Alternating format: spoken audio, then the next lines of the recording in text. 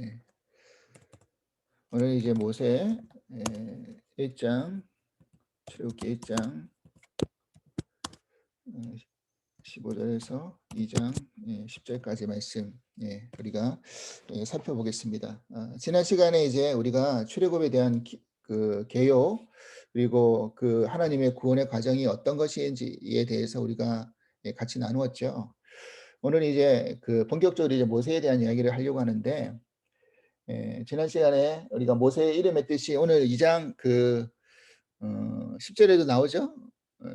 10절에 보니까 그 아기가 자라매 바로의 딸에서 데려가니 그가 그 아들을 그의 아들이 되니라. 그의 이름을 모세라 하여 이르되 이는 내가 그를 물에서 건져냈다. 그래서 어, 모세란 뜻이 들어 올리다, 건져내다, 이런 뜻이라 그랬죠.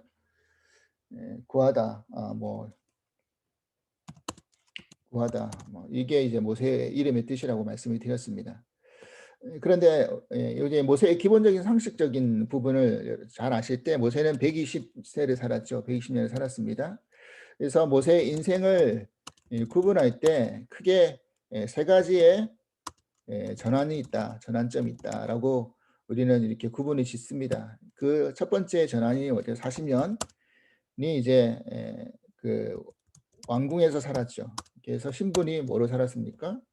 첫 번째 40년은 왕궁에서 신분이 이제 왕자의 신분으로, 바로의 공주의 뭐 양아들이었지만 일단 양아들이라 그래도 이제 왕자죠. 이제 왕자의 신분을 살았습니다. 그 다음에 40년은 어디에 있었습니까?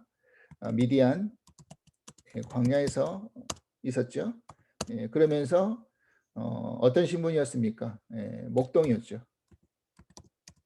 목동의 신분이었어요. 근데 그 이드로 결혼해가지고 장인 이드로의 그 양떼를 돌보는, 이드로의 양떼를 돌보는 목동이에요. 그러니까 이것도 자기 소유가 아니었죠. 그러니까 장인의 소유에 그냥 거들어서 같이 지내면서 관리해주는 그런 목동의 일을 모세가 40년 동안 했죠. 그 다음에 40년이 어디에 갔습니까? 네, 이제 그 신광야에서 40년을 또 보냈죠. 이 과정이 이제 출애굽의 과정이죠. 이스라엘 백성들을 이끌고 출애굽을 한 과정 속에서 모세는 가나안 땅에 들어가지 못하죠. 그 마지막 느보산에서 가나안 땅을 바라보면서 기도하고 거기서 마지막 생을 마감합니다. 그리고 실질적으로 1세대 중에서 가나안 땅에 들어간 사람은 2명인데 여호수아하고 갈렙이죠. 그래서 광야에서 그 이스라엘 백성들하고 같이 머무면서 그냥 생은 마무리를 짓습니다. 그러면 이때는 어떤 역할이었습니까? 어떤 그런 사명을 가지고 있었죠? 바로 출애굽을 시키는 민족의 지도자의 사명으로서 또 모세가 그렇게 살았죠. 그러니까 크게 어떤 세 가지의 전환점을 가집니다. 우리도 사실은 우리 인생을 가만히 돌이켜 보면 뭔가 큰 전환점들이 각 삶을 통해서 생겨날 거예요. 아마 뭐 모세처럼 딱 뭐 세 군데로 나눠지지는 않겠지만 여러분들도 지금까지 살아온 시간을 뒤돌아보았을 때 이게 내 인생의 큰 전환점이었다, 이렇게 이야기할 수 있는 거 아니겠습니까? 앞으로도 뭐 큰 전환점들이 있겠죠. 그래서 저는 학교 다닐 때 사실은 가장 큰 전환점이 어디였냐면 고등학교 때였어요. 고등학교. 첫 번째 전환점. 고등학교 때 이제 도서부 활동을 하면서 거기서 책을 많이 읽고, 그리고 또 깊은 사고할 수 있는, 아마 제가 이제 그 이과잖아요. 제가 이과 출신이고 건축공학을 졸업했는데, 학부에서 건축공학을 졸업했는데, 이과고 건축공학을 졸업한 사람이 어떤 그 목회자가 됐다, 이게 참 특이한 이력이기도 한데, 사실은 고등학교 때 도서부 활동하면서 책을 많이 접하고 많이 읽었던 그 훈련을 통해서 제가 어떤 그 말씀을 이렇게 묵상하고 또 말씀에 대해서 깊이 이때 생각하고 이런 훈련을 그때 했던 것 같아요. 그리고 그 시간이 또 어떤 시간이었느냐면, 그 어떤 뭐라 그럴까, 그 도서부 활동 안에 있어서 그 도서부 활동의 부운이 있었어요. 어떤 부운이었냐면 우리는 뭐 형제다 이런 부운이 있었어요. 도서부 활동할 때. 그러니까 같은 학생들끼리 선후배끼리 또 같은 동료끼리 굉장히 뭐라 그럴까요? 친밀한 관계였어요. 그 안에서는요. 어. 그래서 그때 야, 이런 어떤 인간관계가 너무 좋다라는 것을 많이 경험했고요. 또 훈련도 많이 했어요. 예. 그리고 그 계기를 통해 가지고 그때 같이 했던 친구들 중에서 먼저 이제 성경 공부하는 친구가 있었고 또 그 도서부 선배가 그 친구를 데려가고 또 그 친구가 저를 또 소개하고 이렇게 해 가지고 제가 고등학교 졸업하고 대학교 때 이제 성경 공부를 통해서 왜냐하면 그때 이야기했던 그 선배가 이야기했던 것도 있고 친구들이 이야기했던 것도 있는데 우리가 도서부 하면서 책도 많이 읽었는데 성경이 전 세계에서 제일 많이 읽혀지는 그런 베스트셀러 아니냐. 우리가 적어도 성경만큼 한번 읽어보고 배워봐야 되지 않겠느냐. 만약 그냥 막연하게 교회 나가자 했으면 교회 안 갔을 거예요, 저는요. 그런데 성경 읽어보고 성경 공부해보자라는 거에 마음이 조금 움직였어요. 그래서 성경 공부를 하게 되었고 거기서 이제 하나님을 만나게 된 거죠. 그러니까 말씀으로 저는 하나님을 만났어요. 다른 것을 만난 게 아니라 말씀 가운데 하나님을 만났고 성경 공부를 통해서 이제 제가 신앙생활을 하게 됐던 것이죠. 그런데 이제 그 안에서 교회 활동하면서 또 그 대학부 활동하면서 느꼈던 게 고등학교 때는 우리는 형제다인데 그런 그 말씀을 배우면서 하나님 안에 들어오니까 어떻게 되느냐면 에, 우리는 하나님의 자녀다. 그래서 어떤 사랑하는 관계 속에서 그 고등학교 때에서는 우정의 관계를 배웠다고 치면 그 대학부에서 교회 다니면서 어떤 하나님과 어떤 관계 속에서 또 교우들의 관계 속에서 그런 사랑의 관계에 대한 부분들을 많이 이렇게 배웠던 것 같아요. 이게 하나의 또 큰 전환점이었죠, 그것이요. 예. 그래서 그때 대학교 와서 성경 공부하면서 하나님 만난 게 저희 인생의 두 번째 전환점이었죠. 그리고 이제 그 신앙적으로 봤을 때 세 번째 전환점이 이제 목회를 하겠다라고 이제 소명을 받고 제가 마지막 대학 졸업하고 진로를 결정할 때 내가 이제 이 전공 분야로 진로를 결정해서 직업을 택할 것인가 아니면 신학 대학원을 진학할 것인가 그래서 목회의 어떤 그런 발을 내디딜 것인가를 결정할 때 기도하면서 이제 하나님의 부르심에 응답을 받은 거죠.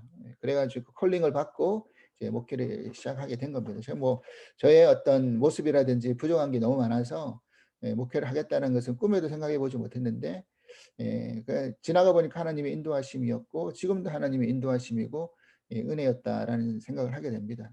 자, 이런 것처럼요. 우리 인생도 이렇게 크고 작은 어떤 전환점이 있잖아요.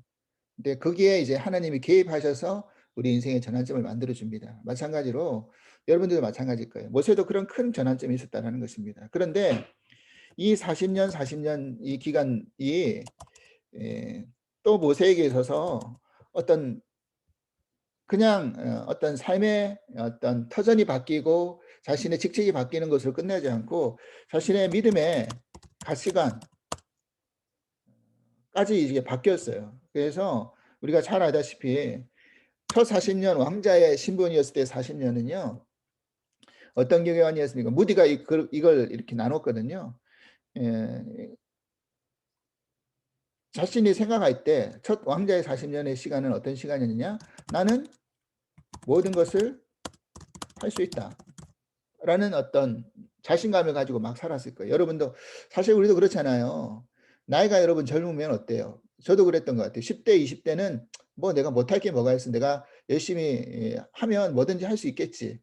그래서 저도 요즘 큰아들이 이제 군대 제대하고 이렇게 집에서 같이 이렇게 보면서 느껴지는 게 참 젊음이라는 게 좋다라는 생각을 많이 합니다. 저도 내가 저때 무슨 생각을 했지? 어떤 마음을 가졌지 생각하면 그때는 뭐라도 하면 할 수 있는 그런 마음을 가졌던 것 같아요. 그래서 '나는 모든 것을 할 수 있다.'라는 생각을 모세는 했겠죠. 그리고 사실 그랬고 그의 신분과 위치가 사실 그렇게 할 수 있었고요. 자기가 마음 먹으면 어디를 갈 수 있고 뭘 먹을 수 있고 뭘 못 있겠습니까? 왕자인데. 그리고 애굽이라는 세계 최고의 초강대국에서의 최고의 위치에 있었던 자리인데 뭘 못했겠습니까? 자신감이 넘쳐났겠죠. 그래서 무디는 그렇게 해서 그걸 뭐라고 했냐면 나는 I am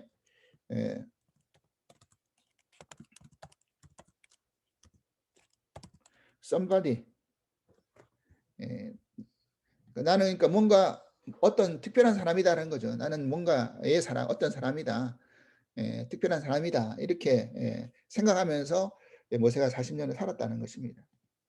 그런데 이제 그가 어떻게 된 겁니까? 광야로 이제 피신을 나왔죠. 피신하는 과정은 여러분 잘 아다시피 이제 장성해가지고 그 동족끼리 서로 동족을 이제 괴롭히는 애굽의 병사를 보고 참지 못하고 애굽의 병사를 이제 죽이잖아요. 근데 이제 나중에 그 다음날 와서 보니까 또 동족끼리 서로 싸우고 있는 거 보니까 왜 너네들끼리 서로 싸우냐라고 했을 때 자기는 모르게 아무도 모르게 애굽의 병사를 죽인 줄 알았더니만 그 중에서 그 사람들이 그를 죽이는 것처럼 너희가 뭐 우리의 뭐 그 어떤 리더냐 지도자냐 저를 죽이는 것처럼 애굽의 병사를 죽이는 것처럼 우리도 죽이려고 하는 이런 식으로 대들었죠. 그래서 자신이 했던 일이 탄로나 가지고 도망을 치잖아요. 그래서 이제 미디안 광야에 들어가면서 목동의 시간을 40년이나 보냈어요. 여러분 하나님은 참 그런 것 같아요. 이 40년이라는 시간이라는 게 하나의 어떤 진짜 가치관을 만드는 시간인 것 같아요. 여러분 한번 생각해 보세요. 10년이면 강산도 변하는데 40년이라는 시간은요. 우리의 어떤 생각이라든지 주관이라든지 또 어떤 관념이라든지 이런 것들이 딱 거의 굳어지는 시간이 아닐까요? 굳어지는 시간이에요. 거의 가치관이 굳어지는 시간이죠. 그러니까 아마 모세가 처음에 광야로 나왔을 때는 내가 조금만 기회가 되면 다시 돌아가리라. 다시 이 어떤 것들을 회복시켜 주리라. 이런 마음을 가졌겠죠. 근데 1년이 지나고 2년이 지나고 10년이 지나고 20년이 지나고 40년이 지났어요. 그러니까 이 40년이라는 시간이 결국 뭐가 사라지는 겁니까? 자신감도 사라지고 저도 이제 그 나이가 30대가 다르고 40대가 다르고 이제 50줄에 들어왔는데 50대가 또 다르더라고요. 그러니까 예전에 자신감도 점점점 줄어들어 버려요. 그러니까 뭐 실수하고 실패하면 그다음에 또 잘하면 되지 하면서 빨리빨리 이렇게 회복이 되는데 이제는 조그마한 것도 회복이 잘 안 되더라고요. 늦어져요. 그러니까 모세도 그랬을 거예요. 이제 80이라는 나이가 노인이잖아요. 지금으로 보면. 물론 120년에 80이라고 하면 지금의 나이로 봤을 때 80이 한 뭐 한 60, 50 이 정도의 어떤 생각일 수도 있겠죠. 그렇게 비교를 하자 그러면 아직까지는 뭐 한참이라고 할 수도 있겠지만 80이라는 나이가 뭔가를 하겠다라고 시도할 수 있는 나이도 아니에요. 그러니까 그때 모세는 뭡니까? 나는 아무것도 할 수 없다. 이런 가시관으로 굳어진 거예요. 실제로 할 수 있는 것도 없었고 자기가 할 수 있는 거라고 봐야 뭐 목동에 양 돌보는 일밖에 더 있었겠습니까? 그랬어요. 그래서 무디는 뭐라고 했냐면 나는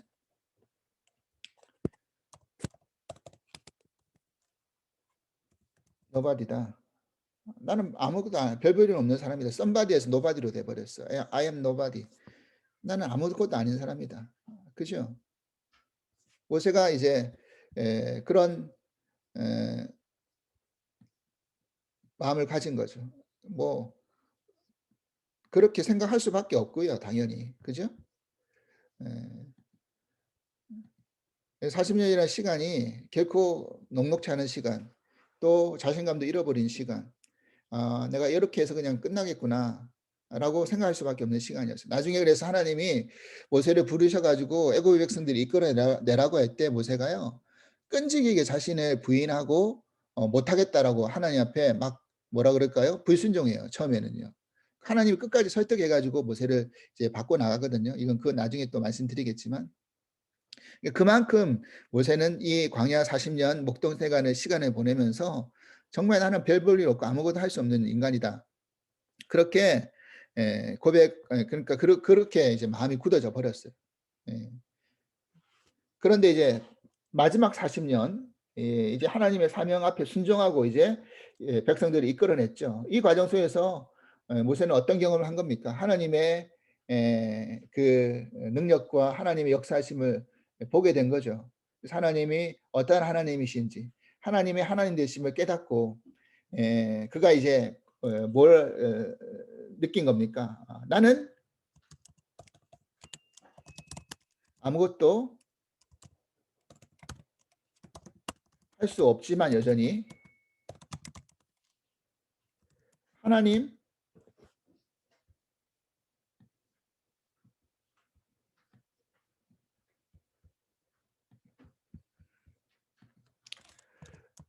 나는 아무것도 할 수 없지만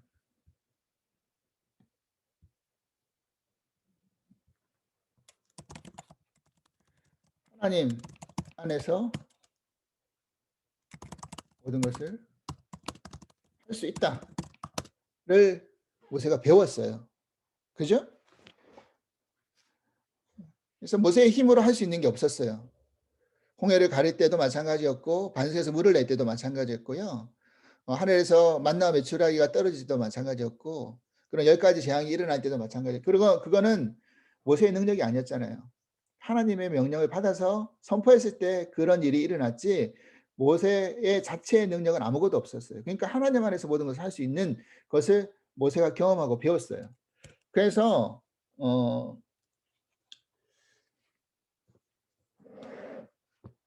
뭐라고 르보디는 이야기냐면 I am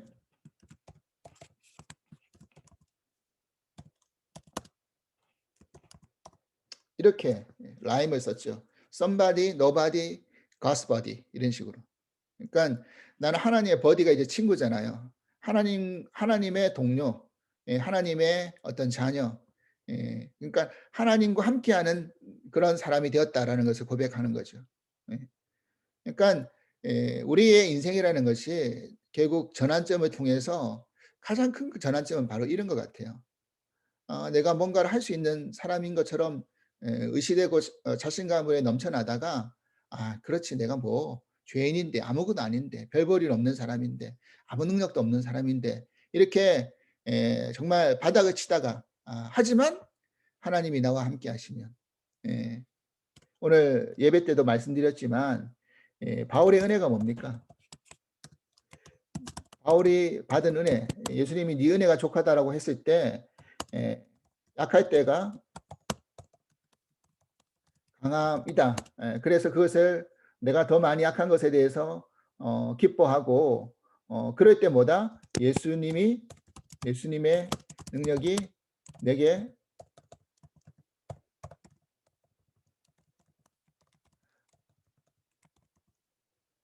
머무른다.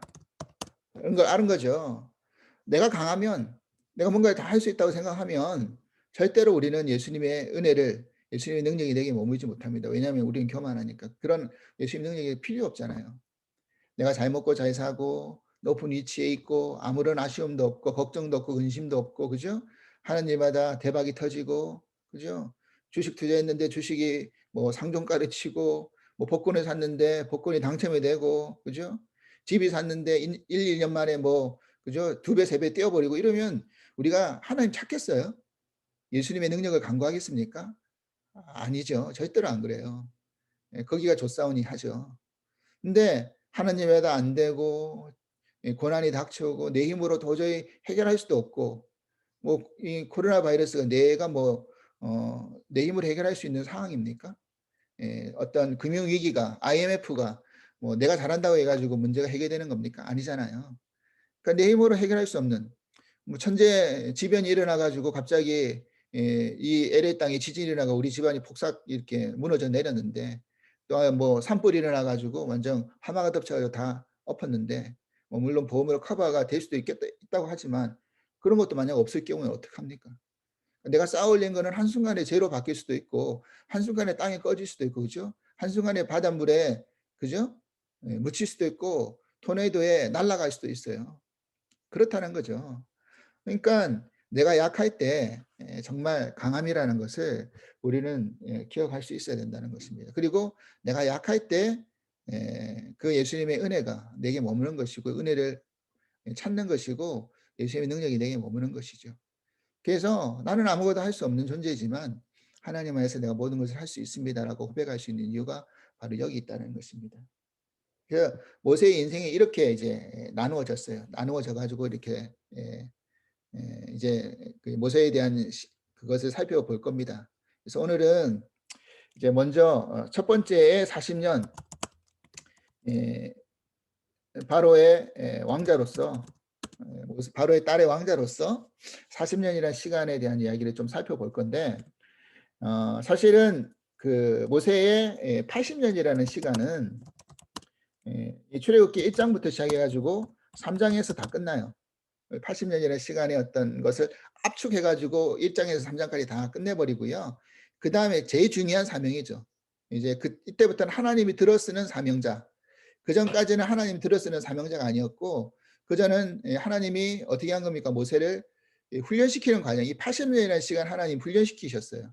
애굽에서 40년 동안 애굽에서 40년도 훈련시키셨고 애굽의 문화를 통해서 애굽의 교육을 통해서 배우게 함으로 모세를 일단 만들어 놓고 그다음에 광야에 40년 동안 뭡니까? 물을 빼버렸죠. 힘을 빼버렸죠. 그리고 하나님 의지하는 법을 배우게 만들었죠. 그래서 광야 40년을 또 연단시키고 훈련시킨 다음에 드디어 애굽의 백성들이 이끌어내는 진짜 민족의 지도자로 나머지 40년을 이제 출애굽기 나머지 장 속에서 쫙 펼쳐 보이는 거죠. 그래서 일단 40년 기간의 어떤 상황을 먼저 일단 살펴보면요. 이 당시에 애굽의 모세가 태어날 당시에 애굽의 상황이 어땠느냐 보면 이스라엘 자손들은 왕성하고 번성했어요. 그래서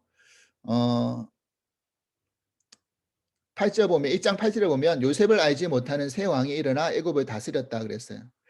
요셉을 알지 못하는 새 왕이 나왔다 그랬어요. 근데 이 의미는 사실은 요셉을 애굽 사람들이 모를 수 없죠. 뭐 요셉이 죽고 난 다음에 뭐 100년, 200년이 지난 시간이 아니잖아요. 그러면 이걸 뭘 의미하느냐? 요셉의 어떤 정책과 요셉의 어떤 그런 것을 지지 않는 그런 그룹들이 있을 거 아닙니까? 우리가 진영이 지금 뭐 정치 안에서 그룹이 나눠지는 것처럼 애굽도 그랬을 거예요. 그러니까 그런 세력이 일어난 거예요. 그러니까 요셉의 어떤 그 시기도 받았겠죠. 총리가 되었는데 애국 사람이 아니잖아요, 요셉은요. 근데 바로의 그전에 바로의 전폭적인 지지를 통해 가지고 또 정치도 잘했고 했기 때문에 살아있을 때는 손을 댈 수가 없었지만 죽고 나서는 그 흔적, 그 어떤 업적을 지워버리고 싶은 세력들이 분명히 있었을 거예요. 왜냐하면 요셉이 그대로 부각되고 있으면 자신의 것이 드러나지 않기 때문에. 그래서 요셉을 지우면서 그런 어떤 세력들이 일어나는데 이미 애국 이스라엘 백성들이 번성한 거예요, 번성. 얼마나 번성했는지 그 출애굽 당시에 나왔을 때의 장정만 60만 명이라고 그랬어요. 60만 명. 그러면 대충 계산해 봐도 뭐 성인 장정이 60만 명이면 나머지 계산해 보면 숫자가 대충 나오잖아요. 그래서 적게는 200만 명, 많게는 400만 명 정도, 4,500만 명 정도의 숫자가 애굽에서 나왔을 것이다. 출애굽했을 것이다. 그래서 이스라엘 백성들이 그렇게 추정을 합니다. 그 정도로 이제 번성했어요. 애굽에 살면서 이스라엘 백성들이. 그래서 큰 민족을 이루겠다라는 그 예언이 이루어진 것을 지난주에 말씀을 드렸죠. 그랬어요. 그러니까 이제 바로가 애굽 왕이 어떻게 한 겁니까? 히브리의 산파, 시브라라는 산파와 부하라는 산파. 그러니까 요즘은 뭐 병원이 없으니까 다 옛날에는 산파가 그 애를 낳을 때 다 받아주고 했잖아요. 그런 식의 산파들이 있었겠죠. 그래가지고 특별히 히브리 산파 중에 자신의 말을 들은 사람들을 뽑아가지고 나오면 무조건 죽이라고 했지만 이들이 하나님을 경외하고 하나님을 두려워하고 하나님에 대한 믿음에 대한 그런 게 분명히 있었어요. 그래서 그 당시 최고의 신이라고 생각했던 바로의 말을 무시하고 따르지 않고 하나님을 더 바라보면서 그 아이를 죽이는 일에 동참을 하지 않아요. 그러니까 왜 너희들이 그렇게 했느냐로 물어보면 이제 변명을 하기를 어떻게 한 겁니까? 아니 그 히브리 여인들은 건강해가지고 우리가 가기도 전에 자기들이 이미 다 낳고 다 정리했습니다. 그래서 낳을 때 아기를 죽이지 못했습니다. 그랬어요. 그러니까 안 되니까 이제 바로가 어떤 명령을 내립니까? 이제 모든 백성들에게 공개적으로 명령해. 이제 은밀하게 히브리 산파에게 어떤 자신의 어떤 그런 것을 가리기 위해서 그렇게 은밀하게 명령을 내렸다가 이제 공개적으로 이게 안 되겠다 싶어가지고 백성들의 명령해가지고 아들이 태어나면 무조건 죽여라. 그러면서 나일 강에 던져버리라 이랬던 거죠. 그죠? 그래서 그 당시의 상황이 모세는 어떻게 될 수밖에 없는 상황입니까? 태어나자마자 죽을 수밖에 없는 운명에 놓여 있는 상황이었어요. 그런데 그때 어떤 일이 일어났는가 보면 레위의 한 사람이 장가가 들어서 임신을 했는데 모세가 태어난 거 2장 2절. 그래서 그 여자가 임신하여 아들을 낳으니 그가 잘생긴 것을 보고 석 달 동안 그를 숨겼다 그랬어요. 자, 여기서 모세의 부모님에 대한 소개가 나오는데 모세의 부모님에 대한 소개에 우리가 주목해야 될 성경의 구절을 한번 찾아볼게요. 히브리서 11장 23절 이하 말씀 보겠습니다. 히브리서 11장. 우리가 잘 알다시피 이제 이 인물별 성경 공부할 때는 히브리서 11장 믿음장과 같이 대조해서 보면 좋다고 그랬잖아요. 그래서 모세에 대한 부분을 어떻게 설명하고 있는지를 보겠습니다. 23절 이하를 보면요. 믿음으로 모세가 낳았을 때 그 부모가 아름다운 아이임을 보고 석 달 동안 숨겨 왕의 명령을 무서워하지 아니하며 그랬죠? 자, 이 모세의 어떤 그 믿음장을 설명할 때 지금 누구의 믿음을 먼저 소개하고 있습니까? 모세의 부모님에 대한 믿음을 먼저 소개시켜주고 있어요. 근데 어떻게 소개시켜줬냐면 그 부모가 아름다운 아이임을 보고 석 달 동안 숨겼다. 아름다운 아이임을 보고 보았다 그랬어요. 그러니까 그 모세의 부모님의 믿음을 이렇게 평가했는데 아이가 태어나서 근데 아이가 너무 아름다워. 이 의미는요. 야, 우리 아이가 너무 잘생기고 너무나 건장하고 이뻐서 이렇게 죽이기엔 너무 아까운데 라는 그런 아름다움이 아니죠. 그걸 어떻게 할 수 있느냐면요. 사도행전 7장 20절 한번 보십시오. 사도행전 7장 20절.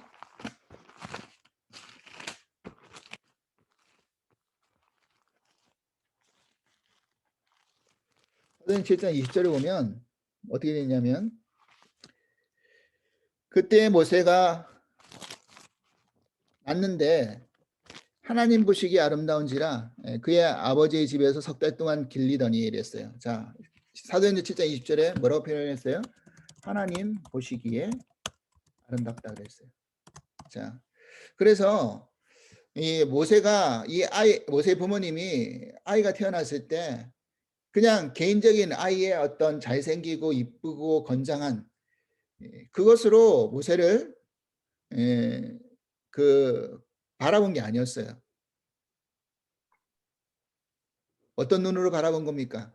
하나님 눈으로 바라본 거예요. 하나님 보시기에 정말 아름다운 아이가 태어났구나.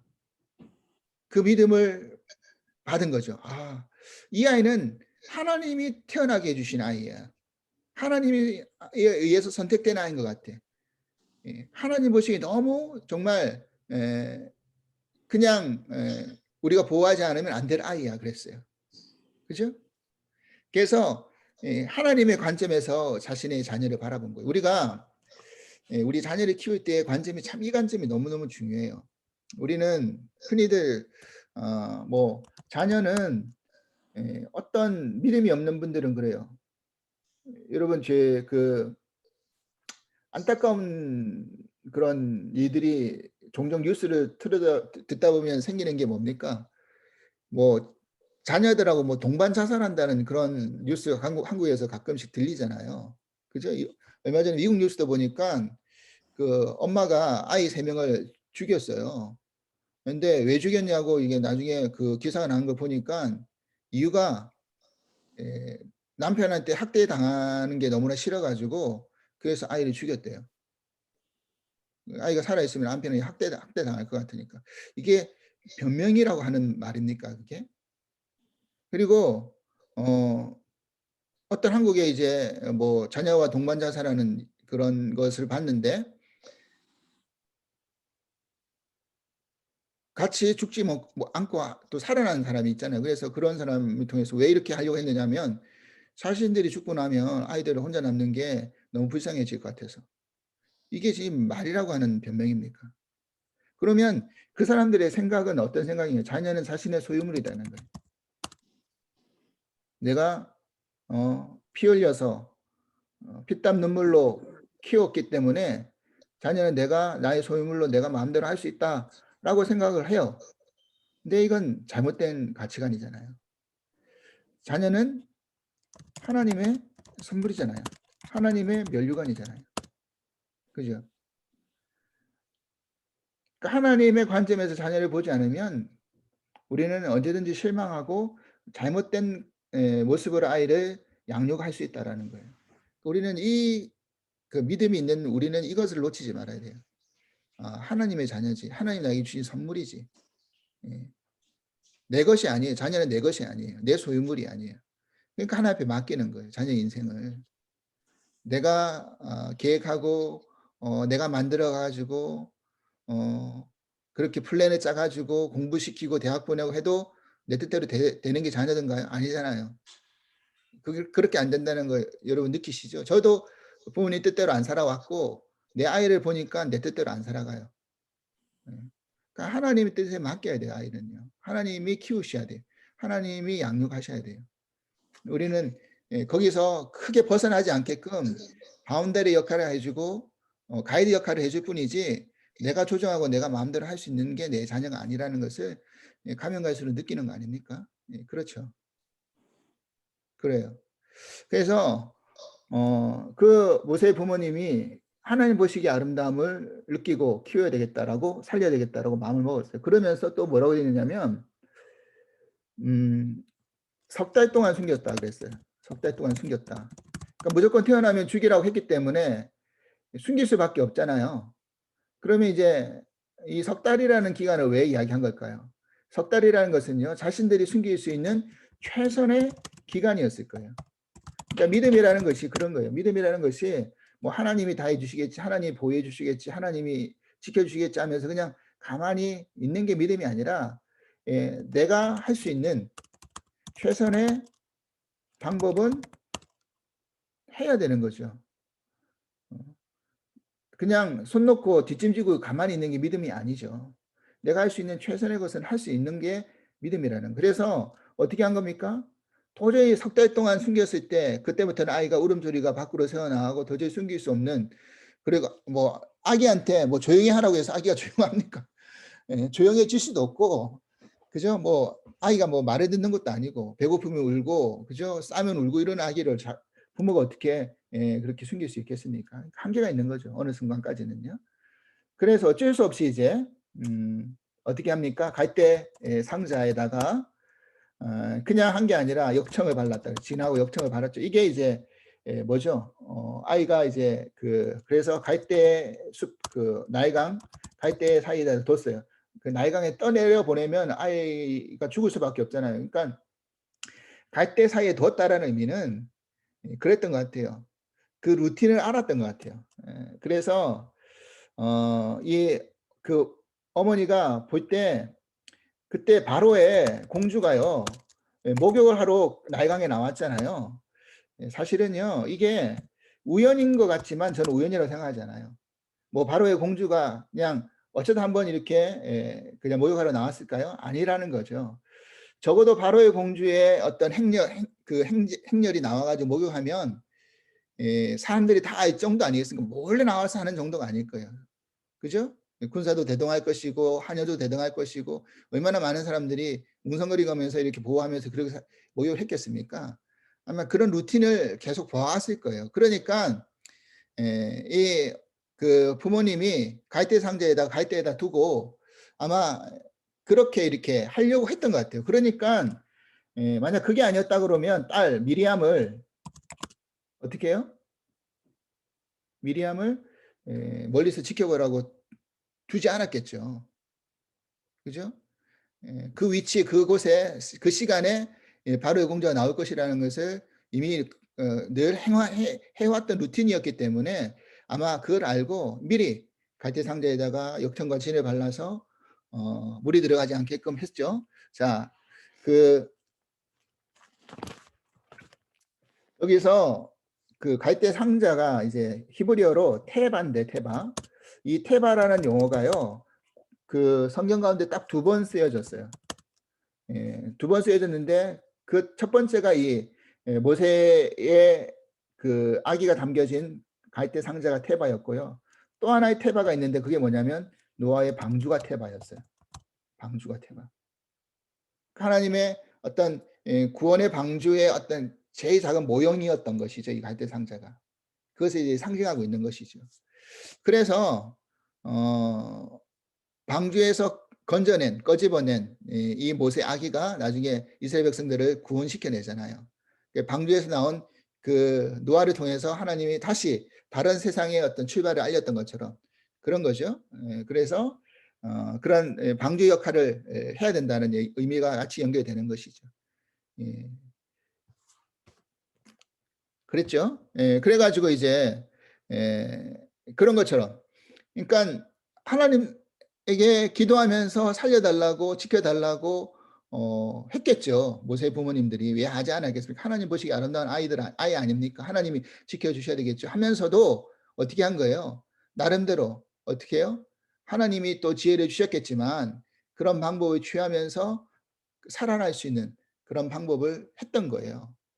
그러니까 딱 어떻게 됩니까? 목욕하다가 이제 시녀가 갈대에 끼워져 있는 상자를 보고 갈대의 상자를 열었더니만 어떻게 돼요? 마침 그때 아이가 울고, 그렇죠? 그리고 마침 미리암 공주가 그것을 보면서 어떻게 했다라고 성경에 기록하고 있습니까? 에, 2장 6절 보니까 열고 그 아이를 보니 아기가 우는지라 그가 그거를 불쌍히 여겨 이르기를 이는 히브리 사람의 아기로구나 그랬죠. 자, 불쌍한 마음이 들었다 그랬어요. 그 당시에 모든 명령이 어떤 명령이었습니까? 히브리 아기인 건 알았어요. 남자이면 어떻게 해야 됩니까? 날강에 던져 죽여야 되잖아요. 바로의 딸이에요. 그러면 어떻게 해야 됩니까? 히브리 아이네 던져버려, 죽여버려. 이러면 끝나는 거잖아요. 근데 그때 그 마음을 누가 막 바꾼 겁니까? 하나님이 움직여 주신 거죠, 사실은. 불쌍한 마음. 아기가 너무 이쁘게 생겼는데 너무 불쌍하다. 우는데 궁연한 마음을 먹게 한 거죠. 그래서 그 아기를 이제 죽이지 않게끔 마음먹은 거죠. 바로의 딸이었으니까 가능한 거지 만약 다른 사람이었다고 한다면 가능하지도 않았겠죠. 숨기려고 하지도 않았겠죠. 왜냐하면 준엄한 바로의 명령을 어떻게 어기겠습니까? 근데 바로의 딸이니까 바로의 공주니까 그렇게 자기가 보호하겠다고 마음먹으면 되는 거죠. 그러니까 이런 것도 다 하나님의 계획이었다는 거죠. 그런 식으로요.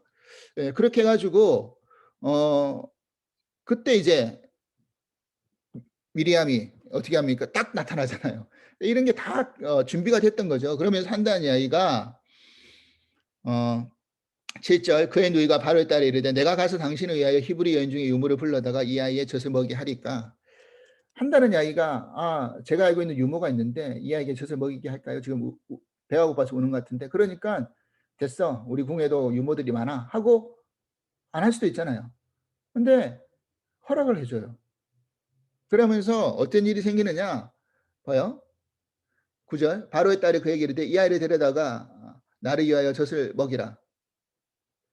내가 그 싹을 주리라. 여인이 아기를 데려다가 젖을 먹였다 그랬어요. 그러니까 공개적으로 허용하면서 싹도 받으면서 자기의 아이에 벌써 젖을 주는데 돈도 받으면서 그죠? 아이를 키웁니다. 바로의 공주의 보호 아래. 그리고 나중에 장성했을 때 자신의 아들로 삼아버리는. 그리고 애굽의 궁에서 애굽의 문화와 또 애굽의 어떤 모든 정치, 경제, 사회 이런 거를 다 배울 수 있는 위치에까지 올라가는 자리까지. 그러니까 이게 뭡니까? 하나님의 은혜잖아요. 하나님의 계획하심이잖아요. 그리고 그 히브리서 보면 모세의 부모가 어떻게 했답니까? 바로의 명령을 두려워하지 않았다. 그 당시 바로는 신이었어요. 바로의 명령을 두려워하지 않았다. 자, 히브리 산파가 바로의 명령을 두려워했으면 히브리 산파도 아마 아이를 죽였을 거예요. 히브리 산파도 그랬고요. 모세의 부모도 그랬고요. 뭐 한 겁니까? 세상의 명령, 바로의 명령 앞에 두려워하지 않았어요. 무엇을 두려워했습니까? 하나님을 더 경외하고 하나님을 더 두려워했고 하나님 더 믿었어요. 이 우리가 가져야 될 믿음의 자세가 바로 이건 같아요. 너는 무엇을 두려워하느냐? 세상의 명령이 두렵냐? 하나님의 명령이 두렵냐? 하나님의 말씀이 두렵냐? 세상의 말씀이 두렵냐? 우리가 이것을 잘 구분하면서 세상의 것을 두려워하지 않고 하나님의 것을 두려워하고 하나님의 것을 붙들고 나가는 신앙. 이것이 우리가 가져야 될 귀한 믿음의 자세인 것을 믿습니다. 그래서 오늘 그 모세가 태어나는 과정 속에서 어떻게 하나님이 건져내시고 또 바로의 궁에서 들어가서 자라날 수 있는 과정이 되었는지 이것을 살펴보았는데, 여기서 이제 모세의 부모님의 믿음을 다시 한번 보게 되고요. 우리도 부모로서 어떤 믿음으로 자녀를 바라보고 키워야 될지를 다시 한번 생각하고요. 하나님 보내주신 자녀, 하나님 뜻대로 하나님이 하나님의 방법으로 우리가 양육하고 교육하고 키워나가겠다라는 것을 우리가 결단할 수 있는 시간 될 수 있길 바라고요. 세상을 두려워하지 않고 바로를 두려워하지 않고 하나님 더 경외하고 두려워할 수 있는 믿음이 우리 가운데 충만할 수 있기를 간절히 기도합니다. 하나님 아버지 감사합니다. 오늘도 귀한 말씀을 통해서 모세의 삶의 여정을 살펴보았고, 그리고 출발의 그 애굽의 궁에서의 40년의 출발의 시작점에 대한 과정을 살펴보았습니다. 그 가운데에서 그 모세의 부모님의 믿음을 다시 한번 보게 되었고, 우리가 과연 어떤 믿음으로 우리 자녀들을 양육하고 키워야 될지를 다시 한번 생각해 주시니 감사합니다. 생각하고 깨닫게 해 주시니 감사합니다. 우리가 세상을 두려워하지 아니하고 하나님 늘 경외하는 믿음, 두려워하는 믿음 있게 하여 주시고, 또 하나님 맡겨주신 자녀를 내가 어떻게 키워야 될지를 늘 결단하며 생각하며 나갈 수 있는 믿음 있게 하여 주시옵소서. 감사하며 예수 그리스도 이름으로 기도합나이다. 아멘.